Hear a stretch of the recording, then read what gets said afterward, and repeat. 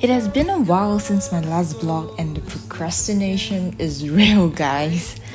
Struggling a little, but I'll try to upkeep my promise to continue vlogging and keep tabs on my life. I haven't forgotten that I set out this year to be the year of getting to know who I am again, trying to regain my bearings and break through that quarter-life crisis I had, and maybe still having. The place I chose to start was to recognize the different roles that make up who I might identify as when I think of the question, who is Chuling? Straight off the bat, I can easily state that I'm a daughter, a sister, an aunt, a friend, a girlfriend, and a social worker.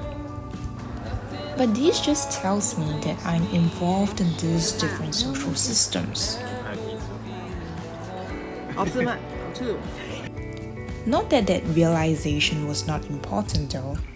I once read that burning out from work is often due to the fact that one is unable to draw clear boundaries between the different areas of their lives and end up focusing too much into one area such as work.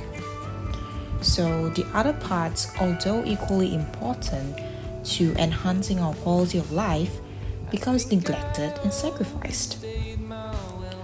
So, while this helped me recognize that I should not be overly focused in any one area, something was still not quite right about the answer and I wasn't quite satisfied with that. Then one day, it struck me. Roles are neutral, but I was struggling with the subjective description of each of these roles that will in turn make up how I perceive myself and how the world perceives me. Am I a filial daughter, a concerned sister, a loving aunt, a loyal friend, a committed partner, a competent social worker?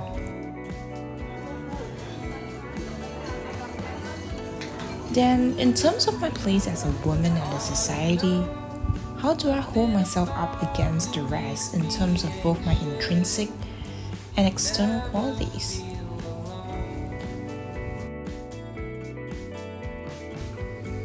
To be very honest, thinking about these made me go a little crazy on the inside because I started delving into more questions such as how many qualities can one attribute to each role? What defines each qualities?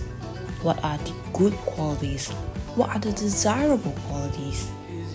I'm no longer only interested in getting to know who I am in the neutral terms, but I wanted to know who I am in a subjective sense. What is it going to take for me to be adulting well? But of course, while I can come up with a checklist of the subjective attributes and actions that I feel brings me closer to congruence, there is ultimately going to be challenges. What happens when my role qualities conflict one another? What if I end up hurting someone else because of what I intend to do or behave? What if the world starts seeing me as pretentious in the facade of self-love and growth? These what ifs scared me, but most of all, I had one greatest fear. What if I strive so hard to embody a particular quality through a particular action or means, but I realized that I could not keep up with it? Does it mean that I'm inherently not good enough?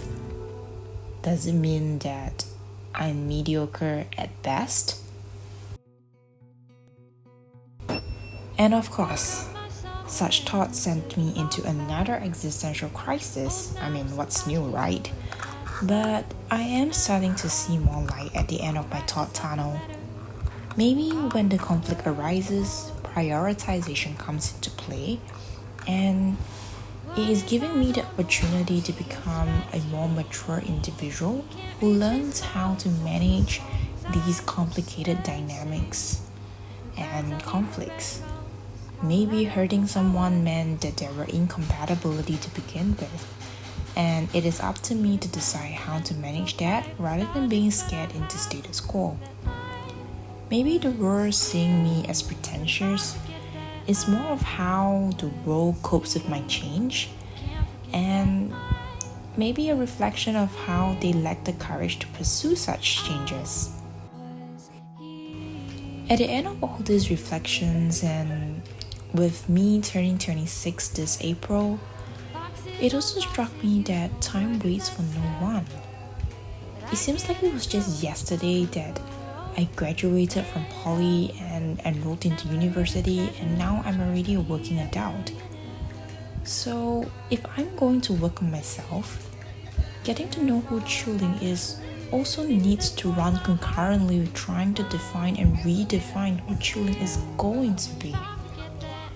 But perhaps the first step I need to do and embrace is to have faith, have courage, so that I learn how to experiment, to confront, and to change. So here's to entering my late 20s, and I'll see you guys next time.